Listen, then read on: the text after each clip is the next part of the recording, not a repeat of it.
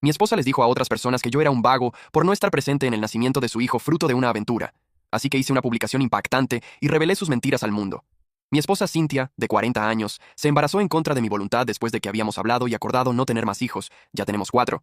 Yo tenía programada una vasectomía. Ella afirmó que tomaba pastillas anticonceptivas, pero yo usaba condones porque quería asegurarme de hacerlo hasta tener mi vasectomía. Aún así, unas semanas después, estaba embarazada. Ella estaba feliz y yo no. No quería ser un padre mayor. Ella dijo que las pastillas no habían funcionado. Nunca le pedí que se operara porque sé que es más difícil para las mujeres y, según ella, las inyecciones anticonceptivas le afectaban la salud. Revisé todos mis condones, y todos estaban perforados. Tuvimos una gran discusión que terminó con ella llorando. Mi confianza quedó destruida. Asumo que nada de lo que dice es verdad. También la despidieron cuando tenía 3 meses de embarazo. Se me hizo raro que no lo impugnara. Después dijo que necesitaba quedarse en casa, lo cual me preocupó. Dijo que las náuseas matutinas eran demasiado intensas para ir a trabajar. Llevamos 18 años de casados, y siempre ha querido ser ama de casa de tiempo completo. Ella lo llama Salmo o algo así. Me hizo la ley del hielo durante semanas después de que nació nuestro segundo hijo, cuando le dije que saliera a trabajar, como lo había hecho yo. Empecé a sospechar que tal vez había renunciado y me estaba mintiendo. Sé que está mal, pero revisé su teléfono. Descubrí que tuvo una aventura en su trabajo y tanto ella como su compañero fueron despedidos. Se acostó con él durante un entrenamiento fuera del estado y luego programaba todas sus asignaciones con él. Él tiene casi 60 años, está casado. También se acostó con el hijo de mi primo, Nelson, de 29 años. Vi y escuché mensajes entre ellos. Él venía a mi casa cuando yo no estaba. Le pregunté a un vecino y me lo confirmó. Mi vecino dijo que Nelson aparecía a veces 2 días seguidos cuando yo salía. Revisé mi calendario y pudo haber sido cuando fui a Ohio por 3 semanas. Volví a los fines de semana, pero todo parecía normal. Lo peor es que Nelson me llama tío. Incluso lo dejé quedarse en mi casa un par de veces.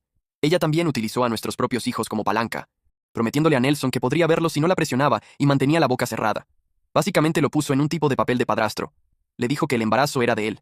Lo odio, pero creo que lo manipuló porque él no tiene relación con sus padres ni con sus hermanos, y seguía mandándole mensajes sobre lo mucho que ella representaba hogar para él.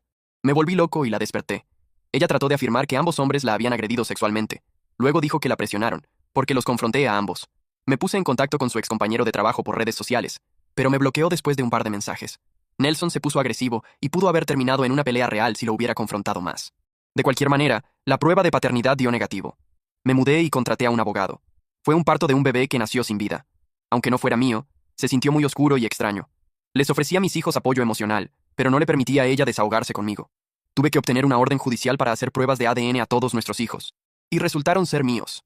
Hace unas semanas, varias personas en Facebook comenzaron a hacer preguntas y a tratar de atacarme por no publicar nada sobre el bebé. Creo que ella pudo haberle contado a alguien que no estuve presente en el parto, porque un par de personas vinieron a reprocharme. Nos estamos divorciando y estoy muy enojado porque ella todavía intenta hacerse la víctima. Les conté la verdad a cada persona por separado, pero al final me cansé de quedar como el malo y escribí una publicación diciendo, gracias a todos los que se han comunicado para insultarme, pero el bebé no era mío según la prueba de paternidad. Tuve que alejarme de las redes sociales por eso. Su familia me llamó, pidiéndome que borrara la publicación. No conocían toda la historia, pero decían que así no se solucionaban las cosas. No la voy a borrar, aunque me acusen de avergonzarla. Mientras yo me partía la espalda trabajando para nuestra familia, ella le mandaba mensajes a su mejor amiga, quejándose de que ya no soy la sombra de lo que era antes, que me veo viejo y que me he abandonado. Su amiga reaccionó muy molesta, y ahora ya no se hablan. Cynthia dijo que su amiga la bloqueó, y que no sabía por qué. Mi abogado dice que podríamos contactarla como testigo de carácter. Odio a Cynthia. Durante su embarazo, cuando ella quería tener sexo, se lo dije claramente. Ella tiene sobrepeso de forma natural y yo la amaba así, pero odiaba la versión de ella embarazada por su aventura. Le dije que se veía grotesca, como Jabba el Hutt. Su abogada insiste en terapia familiar. Yo solo accedería a una coparentalidad civilizada, pero nada orientado a la reconciliación de pareja. Ella lo llama un error, pero para mí, ella concibió un hijo a través de la infidelidad y creó un ser humano entero. Nunca lo olvidaré. Solo quiero salir de su vida, y siento que intenta impedir que me aleje. No me tomó más de 30 segundos escribir la publicación, pero las consecuencias llegaron como si hubiera encendido dinamita en una sala cerrada. La gente dice que las redes sociales son una ilusión, pero las reacciones fueron reales. Llamadas, mensajes, notificaciones que no paraban de vibrar. Un silencio largo, y luego el sonido de la explosión. Gracias a todos los que se han comunicado para insultarme, pero el bebé no era mío según la prueba de paternidad. Eso fue todo. Ni insultos ni acusaciones, solo la verdad. No agregué detalles, no nombré a nadie, pero bastó. Las primeras en llegar fueron las reacciones pasivo-agresivas. Gente que no hablaba conmigo desde el bautizo de nuestro segundo hijo comentando cosas como, qué triste ver esto aquí, o los niños no deberían pagar por los errores de los adultos. Después llegaron los mensajes directos, más intensos. Algunos, de conocidos de Cynthia, me acusaban de ser cruel, insensible, de humillar públicamente a la madre de mis hijos. Un tipo me mandó un audio de 2 minutos, casi llorando, diciendo que un hombre de verdad no hace eso, no importa lo que pase. Lo dejé hablar solo. Pero lo peor fue la familia de ella. Su hermana, Diana, me llamó 4 veces seguidas. No contesté. Luego escribió un mensaje largo que empezaba con «Sé que estás dolido» y terminaba exigiéndome que borrara la publicación. Dijo que Cynthia estaba devastada y que el post era una agresión que podía afectar a los niños. Le respondí con 2 líneas. ¿Sabías que el hijo no era mío? ¿Sabías de Nelson? Nunca contestó. A los pocos días, sus padres me llamaron. A su modo, intentaron sonar neutrales. Su madre, en voz temblorosa, me dijo que lo que estaba haciendo no era justo, que había otras formas de resolver las cosas, que borrar la publicación no significaba perdonar, sino proteger a los inocentes. Les pregunté si alguna vez se molestaron por lo que ella me hizo. Se quedaron en silencio. Corté la llamada. No es que yo no piense en los niños, es que ya los estoy protegiéndolos de una narrativa falsa, de ver a su padre como un monstruo ausente en el momento más delicado de una mujer, el nacimiento de un hijo. Pero nadie me preguntó si yo podía dormir, si yo tenía pesadillas con una criatura que no era mía, muerta, traída al mundo en medio de una mentira. Mis hijos, por su parte, reaccionaron de forma desigual. Samuel, el mayor, me envió un «¿Estás bien?» por WhatsApp, nada más. Clara, la segunda, me escribió desde su cuenta secundaria para decirme que una amiga suya le había preguntado si lo que puse era verdad. Me dijo «¿Podés hablar conmigo pronto? Quiero entender». Acepté. Los más pequeños no dijeron nada. No creo que hayan visto la publicación. Espero que no. Pasé los días siguientes desconectado.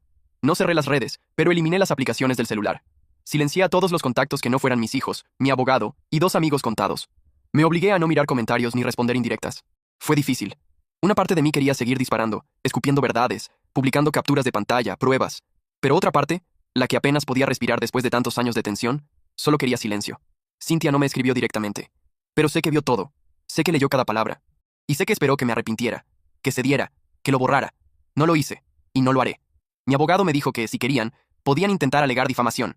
Pero también me dijo que, dado que lo que dije era verdad verificable, sería un caso vacío. Además, teníamos cosas mucho más urgentes: la custodia, los bienes, la reconstrucción de mi vida. La noche del tercer día después de la publicación, salí a caminar solo. Crucé el barrio con la capucha puesta, sin auriculares, sin celular. El aire frío me raspaba la cara, pero lo agradecí.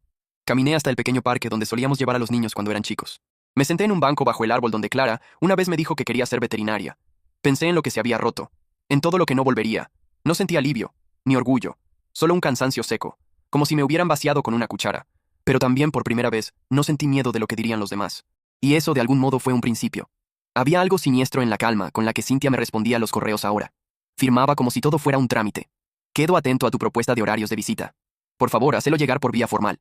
Saludos, Cynthia. Después de 18 años casados. Ahora era Cynthia, no amor, no mamá, no mi cielo, como le decía en los primeros mails. Era un campo minado de formalidades donde cada palabra podía ser una trampa. Mi abogado, Gustavo, un hombre calvo con voz ronca y mirada de carnicero educado, me había dicho algo en la primera reunión que no olvidé. Nunca subestimes a alguien que está a punto de perderlo todo. Y Cynthia, para bien o para mal, tenía mucho que perder. Nos reunimos en su oficina una tarde húmeda. Gustavo llegó con una carpeta marrón repleta de documentos, papeles impresos, mensajes, fechas. Me ofreció café. Lo rechacé. Ella quiere la custodia total, dijo sin rodeos. Y una pensión amplia. Dice que no está en condiciones de trabajar. Me reí. ¿No está en condiciones de trabajar porque se acostó con medio mundo y la echaron? Gustavo ni se inmutó. No lo va a poner así, claro. Va a hablar de estrés emocional, de hostigamiento en el entorno laboral, de situación médica delicada. Ya sabes, el manual. Me pasó una hoja. Un resumen del borrador que su abogada había presentado. Mira esto, lo leí. Me atraganté. Cynthia había escrito que yo era emocionalmente volátil, que había descuidado su bienestar psicológico durante el embarazo, que me negaba a asistir a terapia familiar, y que me había mostrado hostil hacia el niño nonato. Ese hijo no era mío, le dije, apretando el papel entre los dedos. Pero legalmente, durante el matrimonio, hay presunción de paternidad, me respondió. Por eso tuvimos que hacer la prueba. Y menos mal que la hicimos. Pero para los jueces lo que importa es cómo afecta todo esto a los chicos. Y si ella logra pintarte como un tipo frío, inestable o vengativo, tenemos un problema. ¿Y qué hacemos? Gustavo me miró por encima de los lentes. Construir una narrativa distinta. Verdadera, pero sólida. Y para eso, necesito testigos. Gente que haya visto, escuchado, vivido con ustedes. Amigos. Familia. Vecinos. Tu vecino ese que vio a Nelson entrando, por ejemplo, y la amiga de ella, la que le cortó el rostro. Le conté lo que sabía de la amiga. Me dijo que la localizara, que la contactara con cuidado, que grabara todo lo que pudiera. En mi cabeza, todo se volvió gris. Estaba entrando en un juego sucio. Pero no lo había empezado yo. Y si quería proteger a mis hijos, tenía que embarrarme. Porque Cynthia no iba a detenerse. Ella no quería divorciarse. Quería ganar. Esa noche, empecé a revisar los viejos contactos de Facebook. Mensajes con la amiga de Cynthia. Se llamaba Marcela. Habíamos hablado un par de veces. Intercambiado chistes. Le escribí. Hola, necesito hablar con vos, es importante. Vio el mensaje y no respondió. Al día siguiente, fui a buscar las carpetas de los chicos, libretas escolares, informes médicos. Quería tener todo listo. Me di cuenta de que muchas de las cosas estaban aún en la casa de Cynthia. Le mandé un correo formal pidiendo acceso. Me contestó su abogada. Mi clienta no se siente segura con su presencia en la vivienda. No se siente segura. La que trajo a su amante a mi casa. La que perforó condones. La que manipuló a un pibe de 29 años para que creyera que iban a formar una familia. Pero ella no se sentía segura. Volví a la oficina de Gustavo con un cuaderno lleno de anotaciones. Fechas, horas, comportamientos. Cada vez que Cynthia me gritó frente a los chicos. Cada vez que los dejó plantados. Cada excusa que dio para no trabajar. Gustavo los leyó en silencio. No es mucho, dijo. Pero ayuda. ¿Y si se niega a compartir la custodia? Lo pelearíamos. Va a ser largo. Y desgastante. Estoy dispuesto. Por primera vez, Gustavo sonrió. Apenas. Entonces, empecemos. Y ese fue el momento. No cuando descubrí la infidelidad. No cuando me fui de casa. No cuando escribí el post. Fue ese instante. Con un abogado frente a mí. Documentos sobre la mesa. Café frío en la taza. Ahí supe que la guerra recién comenzaba. Me costó decidir cómo y cuándo hablar con mis hijos. No existe un manual para eso. No hay forma amable de sentarlos y decirles, su madre me traicionó. El bebé que esperábamos no era mío. Y además, el primo que ustedes llaman Nelson venía a casa mientras yo no estaba. Pero no podía dejar que otros llenaran los huecos. Ya lo estaban haciendo. Los chicos no eran tontos. Sentían el veneno en el aire, la tensión, las miradas quebradas. Se lo debían a sí mismos. Yo también se los debía. Empecé con Samuel, el mayor. Tiene 17, ya está más fuera que dentro de la casa. Siempre fue callado, de esos que responden con monosílabos y viven con los auriculares puestos. Lo cité para tomar un café en una confitería cerca del colegio. Llegó tarde, sin apuro, con las manos en los bolsillos y ojeras de insomnio. ¿Qué onda?, dijo dejando el celular en la mesa. Quería hablar con vos, sin nadie más, de lo que pasó. Me miró sin parpadear. ¿Qué parte? La publicación, todo. Se quedó en silencio unos segundos, luego bajó la mirada. Ya sabía algunas cosas, dijo. ¿Cómo? Escuché a mamá hablando con la abuela. Cuando vos te fuiste. No fue muy clara, pero me di cuenta. Y además Clara llora todas las noches. No dice por qué, pero algo se rompió. Me dolió. ¿Estás enojado conmigo? No sé. Un poco. Por cómo manejaste lo del post. Pero después vi que era verdad. O sea, es una mierda. Pero entiendo. Solo... No somos ajenos a todo esto. ¿Sabes? Asentí. Nunca quise que se sintieran en el medio. Pero ya estaban ahí. Mucho antes del post. Mucho antes de que me fuera. Samuel no dijo nada. Tomó un sorbo de su café, sin azúcar. ¿Vos sabés quién es el padre del bebé? Preguntó con la voz casi inaudible. Sí, o al menos tengo una idea bastante clara. ¿Nelson? Dijo con los dientes apretados. Asentí. Ese hijo de puta. Lo traté como familia. Yo también, le dije. Lo dejé dormir en mi casa. Samuel no lloró, ni se enojó. Solo miró por la ventana como si tuviera 100 años. Después fue el turno de Clara. 15 años. Sensible, explosiva, intensamente leal. Nos sentamos en su habitación, entre pósters viejos y peluches con nombres. Me pidió que cerrara la puerta. Se sentó en la cama, cruzada de brazos. ¿Por qué me mentiste tanto tiempo? Fue lo primero que dijo. Nunca quise mentirte. Pero lo hiciste. Nos hacías creer que todo estaba bien, que eras feliz con mamá, que éramos una familia normal. Porque quería que lo fueran. Lo intenté. Hasta el último segundo. Clara tenía los ojos vidriosos, pero no lloraba. Estaba furiosa. ¿Por qué hiciste esa publicación? Porque estaban diciendo que yo había abandonado a un hijo que ni siquiera era mío. Y porque tu mamá no se detuvo. Siguió pintándome como el malo. Ella está mal. Lo sabes, ¿no? Sí. Pero eso no justifica todo. ¿Y ahora qué? ¿Nos vas a obligar a elegir? Nunca. Pero quiero que sepan la verdad. Para que nadie la use contra ustedes. Se me acercó. Me abrazó con fuerza. Te extraño en casa. Yo también. Pero no puedo volver. Los más chicos, Tomás y Sophie, no preguntaron mucho. Tienen 9 y 7 años. Dibujan. Juegan. Saben que mamá llora más y que papá ya no duerme ahí. Pero no comprenden del todo. Y tal vez eso sea un pequeño consuelo. Una inocencia frágil que aún queda en pie. Después de esas conversaciones me sentí peor, más expuesto, pero también más aliviado. Los fantasmas no desaparecieron, pero al menos ahora tenían nombre. Y en esta guerra silenciosa, saber quiénes son los fantasmas ya es un paso. No sé qué me impulsó a buscarlo. Tal vez una mezcla de rabia sin resolución y una parte oscura de mí que aún necesitaba respuestas. No iba a encontrar paz si no lo miraba a los ojos y le preguntaba, sin rodeos, lo que nunca se atrevió a decirme. Nelson no era un extraño. Lo conocía desde que usaba pañales. Había cargado con él en los hombros en los asados de familia, le había prestado plata cuando no tenía trabajo, le abrí las puertas de mi casa sin preguntar. Y ahí estaba él, metiéndose en mi cama cuando yo no estaba, con mi esposa, con mi familia. Lo contacté por WhatsApp, un solo mensaje. Necesito hablar con vos, en persona, no te va a servir esconderte. Visto. Pasaron 4 horas sin respuesta. Luego, no creo que sea buena idea, tío. Tampoco era buena idea cogerte a mi esposa. No contestó. Pero al día siguiente me mandó ubicación. Una cervecería en las afueras, medio escondida, lugar de encuentros clandestinos. Irónico. Fui. Lo encontré sentado en una mesa al fondo, con gorra y campera deportiva, como si aún fuera adolescente. No me levanté ni le extendí la mano. Me senté frente a él y lo miré. Él evitó mis ojos. No sabía si ibas a venir, dijo con voz baja. Y sin embargo, acá estoy. Se hizo un silencio incómodo. Le temblaba una pierna debajo de la mesa. Apreté los puños. Decime la verdad, Nelson. ¿Cuánto tiempo pasó? Fue, no sé, unos meses. No era algo serio. Entrabas a mi casa. ¿No te parecía serio eso? Se quedó en silencio. Ella me decía cosas. Que vos la ignorabas, que te habías rendido con ella, que no la tocabas más. Me reí. No la tocaba más porque había perforado mis condones para embarazarse sin mi consentimiento. Pero claro, eso no te lo dijo, ¿no? Nelson se quedó pálido.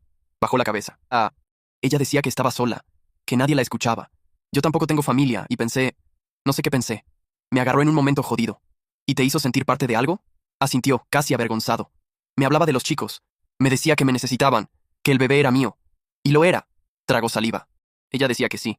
Después cambió. Dijo que no estaba segura. Me pidió que no dijera nada. Claro, porque vos eras su plan B. Nelson levantó la mirada por primera vez. Tenía los ojos rojos. No supe si por pena o por miedo. ¿Vos crees que ella me usó? Preguntó. Estoy seguro. Yo pensé que, no sé, que teníamos algo real. No tenés ni idea de quién es ella. Y lo peor, Nelson, es que ahora yo tampoco. Se quedó en silencio largo rato. Ella me dijo que vos la maltratabas, que la habías obligado a seguir con el embarazo, que eras violento. Me quedé quieto. ¿Y te lo creíste? No. Después de un tiempo, no. Pero ya estaba metido. No contesté. Me levanté para irme. Pero antes de dar un paso me di vuelta. ¿Seguís viéndola? Negó con la cabeza. No desde que se murió el bebé. ¿Y qué sentiste? Culpa. Y un vacío raro. Como si hubiera sido mío. Y no lo fuera. Bienvenido a mi mundo. Salí sin decir adiós. Afuera, el viento era seco y frío. Pero por dentro, había una furia nueva. No por él. Por mí. Por haber dejado entrar a ese tipo a mi casa. Por haber creído que la familia era más fuerte que la traición. Nelson no era un monstruo. Era un pelotudo. Un instrumento. Y eso me dolía más. Encontrar a Marcela fue más difícil de lo que pensaba. Había cerrado sus redes, cambiado de número, desaparecido del radar. Pero la encontré por una historia de Instagram. Una amiga en común subió una foto vieja, y ahí estaba etiquetada. Con eso, tiré del hilo. Le mandé un mensaje simple. Nada de drama. Hola, soy el ex de Cynthia. Necesito hablar con vos. Es importante. No te voy a pedir que tomes partido, solo que me escuches. Pasaron 2 días. Justo cuando pensaba que no iba a responder, recibí un OK. Me dio una dirección. Un barcito discreto, con sillas metálicas y olor a café quemado. Llegué 10 minutos antes. Ella ya estaba ahí. Marcela había cambiado. Cela. Más delgada, menos maquillaje, mirada más tensa. Nos saludamos con un gesto de cabeza. Nada de abrazos. Nada de sonrisas. No pensé que volvería a saber de vos, me dijo, rompiendo el hielo. Tampoco pensé que tendría que pedirte algo así. Pero necesito tu ayuda. Asintió lentamente. ¿Qué sabes? Bastante. Pero necesito más. Algo que me ayude legalmente. Mensajes, pruebas, lo que sea. Marcela tomó su taza entre las manos. No bebió. Cuando Cynthia quedó embarazada, me lo contó como si fuera un premio. Estaba emocionada, pero había algo raro. No hablaba de vos con amor. Te mencionaba como un estorbo. Me quedé en silencio, esperando. Después empezó a hablar de un tipo del trabajo. El viejo. No decía nombres, pero era obvio que lo admiraba, que lo deseaba. Una vez me dijo que le hacía sentir cosas que ya no sentía con vos. Pensé que era una fantasía, una pavada. Pero después se volvió más frecuente. ¿Te dijo que había tenido algo con él? Sí. Un día me mandó un mensaje casi de madrugada diciendo que había sido lo mejor de su vida y que no pensaba frenarlo. Yo le dije que estaba loca, que estaba arruinando todo. Se enojó. Me bloqueó 2 días. Después volvió como si nada. Me mandó una ecografía. Me pidió que la acompañara a una cita. Fui. Pero ya no confiaba en ella. La miré. ¿Guardaste los mensajes? Marcela sacó el celular. Lo desbloqueó. Buscó. Me mostró una conversación. Eran pantallazos de mensajes de voz y textos. Cynthia hablaba con tono eufórico. No puedo creer que esté embarazada. Ojalá sea de él. Ya no me importa si se entera. Le pedí que me los enviara. Lo hizo sin dudar. Me harté de cubrirla. Ya no puedo mirarme al espejo. ¿Y por qué la bloqueaste? Pregunté. Marcela se encogió de hombros. Porque empezó a decir que vos la maltratabas, que le tenías bronca por el bebé, que estabas obsesionado con controlarla, pero yo sabía que no era así. Te conozco. La conozco más. Ella empezó a reescribir todo, como si nunca hubiera hecho nada malo, como si el problema siempre fueras vos. ¿Estás dispuesta a testificar? Marcela dudó. No mucho. Sí, si eso ayuda a que no le haga más daño a los chicos. La conversación duró 1 hora más. Me contó cosas que yo no sabía. Detalles pequeños, gestos, frases, momentos. Cada palabra era un clavo más en el ataúd de una imagen que alguna vez tuve de Cynthia.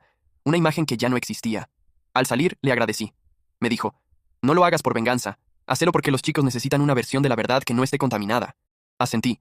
No era una amiga hablando. Era una testigo que finalmente se animaba a soltar lo que llevaba años viendo. Y ahora, ese testimonio era una pieza clave en esta guerra de verdades a medias. Fue un papel. Una hoja doblada en 3. Un documento olvidado en una carpeta de salud vieja que yo ni siquiera sabía que conservaba. La encontré buscando certificados de vacunación de los chicos para el abogado. Revisaba cajones, carpetas, sobres llenos de polvo, cuando apareció. Estaba bajo unos recibos médicos. Clínica Privada San Justo. Fecha: mayo de 2012. Concepto: Intervención ginecológica. Aborto por aspiración. Me quedé inmóvil, los ojos clavados en la palabra. Aborto. Año 2012. Era imposible. Esa fecha coincidía con un hueco en nuestra historia, justo después del tercer hijo. Habíamos tenido una crisis. Cynthia decía que estaba deprimida, que necesitaba tiempo. Yo lo asumí como agotamiento. Nunca me explicó qué pasaba. Solo desaparecía por horas, volvía con cara pálida y dormía mal. Pensé que era el estrés, pero ahí estaba, frío, impreso, clínico, un aborto. Y jamás me lo había dicho. No supe qué sentir primero. Dolor, furia, desconfianza total. ¿De quién era ese hijo? ¿Había sido mío? ¿O también de otro? ¿Qué más me había ocultado? Era como mirar una grieta que no dejaba de abrirse. Un mapa de mentiras que se extendía más allá de lo que podía imaginar. Guardé el documento en un sobre y lo llevé a Gustavo. ¿Esto sirve? Lo leyó sin levantar la ceja. Es contundente, pero también muy delicado. Si lo usamos, ella va a decir que estás exponiendo su historial médico, que es violencia institucional, que no tenés derecho. Va a querer victimizarse. ¿Y si lo oculta? Podemos pedirlo por vía judicial, como parte del historial clínico compartido durante el matrimonio. Pero cuidado, esto no se trata de atacarla. Se trata de mostrar un patrón de manipulación. Asentí. Pero por dentro, algo ya se había roto definitivamente. Esa noche me encerré en el baño de mi departamento. Me miré al espejo. Me vi más viejo, más flaco, la cara tirante, las ojeras fundidas, y pensé en esa gota de sangre que alguna vez debió correr sin que yo supiera. En ese hijo que tal vez nunca existió para mí, pero sí para ella. Cynthia había decidido sola, silenciosa. Había terminado una vida y nunca me lo contó. Y ahora, años después, había traído otra, quizás ni siquiera mía, solo para perderla también, en una cadena de decisiones que yo nunca tomé, pero que me destruyeron igual. Me senté en el suelo frío. No lloré, no tenía lágrimas. Solo sentí algo hueco, como un viento interior que barría los restos de todo lo que alguna vez creí que era el matrimonio. No quedaba nada, solo ruinas. A la mañana siguiente, llamé a Gustavo. Úsalo si es necesario, le dije. No me importa más lo que digan de mí. Colgó sin decir nada más. Sabía que algo en mí se había endurecido. No se trataba de venganza, era otra cosa. Una necesidad primitiva de terminar con la mentira. De dejar de vivir rodeado de versiones, de sombras, de medias verdades. No podía seguir dejando que el pasado hablara por mí. No fue como en las películas. No hubo gritos, ni martillos golpeando mesas, ni gente llorando dramáticamente. Fue un salón frío, con sillas de respaldo rígido y un reloj que sonaba más fuerte que las voces. Todo el juicio fue un acto de contención. Silencioso, preciso, mortal. Cynthia estaba sentada al otro lado de la sala, vestida con ropa sobria, el pelo recogido, sin maquillaje. Parecía una viuda, una actriz de teatro mediocre intentando mostrar dignidad. Tenía los ojos bajos, las manos entrelazadas sobre el regazo, como si fuera víctima de un crimen invisible. Su abogado habló primero. Usó palabras como abandono emocional, ambiente hostil, negligencia afectiva. Pintó un cuadro donde yo era un hombre ausente, agresivo, desinteresado por sus hijos y frío ante la pérdida de un bebé. Me referenció como el demandado, con un tono de lástima forzada. Gustavo esperó su turno. Con una calma quirúrgica, desenrolló los documentos, las pruebas, las fechas. Habló de la infidelidad, de las pruebas de ADN, de la manipulación. Presentó el testimonio de Marcela, su amiga perdida. La conversación con Nelson, grabada con su consentimiento. Y luego, el documento del aborto. Cynthia no lo esperaba. Su cara se congeló. Por primera vez desde que todo comenzó, vi una grieta real, no fingida. Intentó decir algo. Su abogado la frenó. El juez tomó nota. Hizo pocas preguntas. No mostró emoción. Solo dijo que necesitaba tiempo para evaluar la información, que llamaría a los chicos a una entrevista confidencial, que no tomaría decisiones apuradas. Nos pidieron salir.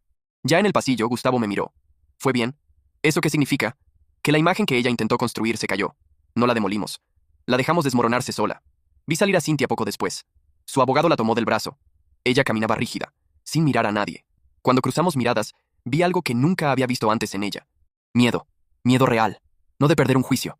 Miedo de haber perdido el control. Y eso, por primera vez, me dio una pizca de paz. No era venganza. No era revancha. Era justicia. Imperfecta, tardía, pero necesaria. Cuando volví a casa esa noche, me serví un whisky sin hielo. Me senté en el sillón del living, en silencio, con la lámpara baja encendida. Pensé en mis hijos, en cómo se vería esto desde sus ojos, en qué recordarán dentro de 10, 20 años. Y recé, aunque ya no creo en nada, que por lo menos recuerden que su padre luchó por la verdad. Lo supe antes de abrir la puerta. Algo en el aire. Un silencio diferente. El tipo de calma que uno solo encuentra antes de un temblor. Era sábado al mediodía. Acababa de volver del supermercado. Dejé las bolsas en el suelo al ver la ventana del living abierta de par en par. No tenía sentido. Yo no la había dejado así. Corrí. Dentro de casa estaba todo revuelto. No roto. No saqueado. Solo tocado. Como si alguien hubiera entrado y, en vez de robar, hubiera querido dejar su presencia. Las fotos movidas, una silla desplazada, el perfume leve que conocía de memoria. Cynthia. Fui hasta el dormitorio y la encontré ahí, sentada en el borde de mi cama, con el rostro desfigurado por el llanto. Sostenía una de las camisetas de Tomás entre las manos. Al verme, se puso de pie de golpe. No me grites, dijo primero. ¿Qué haces acá? Mi voz salió seca, contenida. Necesitaba verte. Necesitaba estar acá. Esto es allanamiento. ¿Cómo entraste? Samuel me dio la llave, dijo como si fuera un detalle menor. ¿Qué? Le pedí que me dejara pasar. Le dije que necesitaba buscar unas cosas de los chicos. Él no sabía... No le digas nada, por favor. La miré, estaba temblando. Y por un segundo pensé que, quizá, de verdad estaba al borde. Pero entonces dijo, no quiero que me quiten a mis hijos. No puedo vivir sin ellos. ¿Y vos? Vos estás haciendo todo para destruirme. No, le respondí. Vos ya estabas destruida antes de que esto empezara. Yo solo dejé de cubrirte. Se acercó. Yo sé que me equivoqué, pero no soy una mala madre. Vos me conocés.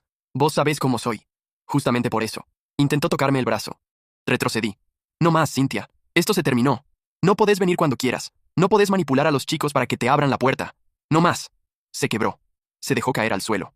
Lloró de forma desprolija, sin gracia, sin el dramatismo contenido que mostraba frente al juez. Era ella, cruda, derrumbada. Me mantuve firme. Voy a tener que llamar a la policía, dije. Ella me miró con una mezcla de rabia y súplica. ¿Vas a hacerme eso? No, vos te lo hiciste sola. Tomé el celular y marqué. Salió corriendo antes de que contestaran. Esa noche, fui con Gustavo a pedir una medida de restricción. Ya no era por mí, era por los chicos. Si estaba dispuesta a cruzar ese límite, no iba a parar ahí. El juez la aprobó de inmediato. Al día siguiente, Samuel me pidió hablar. Lo siento, me dijo. No sabía que iba a hacer eso. Pensé que era verdad que venía por cosas de Tomás. No es tu culpa, no tenés que ser el portero entre tus padres. Ella está mal, yo la vi. Está rota. Yo también estoy mal, pero no ando irrumpiendo en casas ajenas. Samuel asintió. Luego en voz baja dijo, me quiero venir a vivir con vos. Lo miré. ¿Estás seguro? Sí. No me siento cómodo allá. Todo es un caos. Y no confío en ella, no como antes. Lo abracé. Con fuerza. Por primera vez en meses, sentí algo parecido a ternura sin dolor. Ese día supe que no todo estaba perdido, que de las ruinas también podían salir fragmentos que aún servían. Estillazos, sí. Pero algunos seguían brillando. Vivir solo no es como lo imaginaba. No hay esa libertad gloriosa de las películas, ni la paz inmediata que uno sueña cuando escapa de una vida rota. Hay silencio. Hay rutina sin compañía. Hay preguntas flotando en el aire cuando uno cena frente a una silla vacía. La casa nueva era pequeña. 2 dormitorios, cocina abierta, un balcón con vista a otros balcones. Lo alquilé sin pensarlo mucho. Solo quería salir del limbo. Compré muebles básicos, ropa de cama barata, una mesa que cojeaba, todo improvisado. Pero era mío. Samuel se instaló rápido. Trajo su mochila, su laptop y un par de zapatillas. No necesitó más. No dijo nada cuando le ofrecí el dormitorio grande. Aceptó con un gesto seco, sin agradecimientos exagerados. A veces nos cruzábamos en la cocina como 2 inquilinos que apenas se conocen. Pero de vez en cuando, en el medio del silencio, soltaba una pregunta, un comentario, una mínima grieta de confianza. Papá, ¿vos alguna vez pensaste en tener otra vida? ¿Otra cómo? No sé. Otra familia. Otra casa. Otro camino. Sí, pero ya es tarde para eso.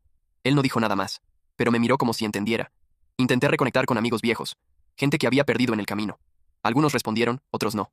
Salí a tomar algo con 2 de ellos, una noche, y me sentí fuera de lugar. Hablaban de series, de inversiones, de viajes. Yo solo podía pensar en audiencias, abogados y en cómo conseguir estabilidad para mis hijos. Me inscribí en un gimnasio de barrio. Fui 2 veces. Después me aburrí. Me propuse cocinar más. Lo intenté. Fallé. Comía lo mismo 4 veces por semana. Me acostumbré al sabor del arroz recalentado y al café instantáneo. Pero había algo nuevo también. Algo que no sabía cómo nombrar. Una noche, Clara vino a visitarme. Traía una caja de cartón con libros, dibujos, una planta medio muerta. Mamá me los iba a tirar. Dijo que no tenía dónde guardarlos. Quédatelos acá. Nos sentamos en el sillón tomando té. Ella me contó de la escuela, de una profesora nueva que le caía mal. Me reí. Ella también. Por un rato fue como antes, hasta que dijo, ¿vos crees que ella nos quería? ¿De verdad? No supe qué contestar. Yo creo que sí, dije al final. Pero su manera de querer está rota. ¿Vos la quisiste mucho? Sí. Hasta que dejó de ser ella. O hasta que me di cuenta de que nunca la conocí. Nos quedamos callados. La planta medio muerta estaba sobre la mesa, recibiendo el poco sol que quedaba. Pensé que tal vez sobreviviría si alguien la regaba con constancia. Recomenzar no es empezar de cero. Es empezar desde lo que queda, con lo dañado, ciento, con lo torcido, con lo incompleto, pero también con lo real. El día que firmamos el divorcio llovía, no una tormenta épica, ni una lluvia de película, llovizna persistente, gris, igual que el ánimo. Llegué temprano al juzgado. Gustavo ya estaba ahí, con su carpeta y su tranquilidad de siempre. Cynthia llegó 5 minutos después, con paraguas negro, cara lavada y el mismo abrigo beige de las últimas audiencias. No nos saludamos. El trámite fue rápido, frío, como firmar un contrato de alquiler, una hoja tras otra. Firmás acá, acá también. Verifica el número de expediente, todo limpio, todo final. La jueza, una mujer de ojos afilados, nos miró sin emoción y dijo, el acuerdo queda formalizado. Custodia compartida, régimen de visitas, reparto de bienes conforme lo presentado. Queda concluido el proceso. Eso fue todo. 18 años reducidos a una frase seca. Al salir, Cynthia me alcanzó en la puerta. No con furia, con algo peor. Resignación. ¿Eso es todo? Preguntó. Sí, respondí. ¿No vas a decir nada? ¿Para qué? Me miró como si esperara una grieta, una señal, un perdón. No se lo di. Me equivoqué, murmuró. No dije nada. No pensé que ibas a llegar tan lejos. Siempre creí que ibas a perdonarme. Como antes. La miré. Ese hombre ya no existe. Y me fui. Más tarde ese día fui al cementerio. Nunca lo había hecho. No por el bebé, sino por lo que ese entierro significó. El cierre de una mentira, el punto final de una vida que me arrastró sin permiso. Llevé una flor, una sola. No por amor, ni por dolor. Por respeto, no al niño, a mí mismo, por haber sobrevivido. Me quedé ahí unos minutos, en silencio. El cielo estaba encapotado, el aire, frío. Pero por dentro, algo estaba distinto, no feliz, no libre como en los libros, pero menos atado, menos envenenado, menos esclavo. Al volver a casa, vi una última notificación en el celular. Un mensaje de Cynthia. Solo quería decirte que todavía tengo sueños con vos. A veces me despierto y olvido que ya no estás. Perdón. No lo abrí. No lo respondí. Lo dejé ahí, como el eco de una voz lejana que ya no puede alcanzarme. Entré a casa, saludé a Samuel, puse la pava. Afuera, la lluvia seguía. Persistente, gris, pero adentro por fin, silencio, y por primera vez en mucho tiempo no dolía.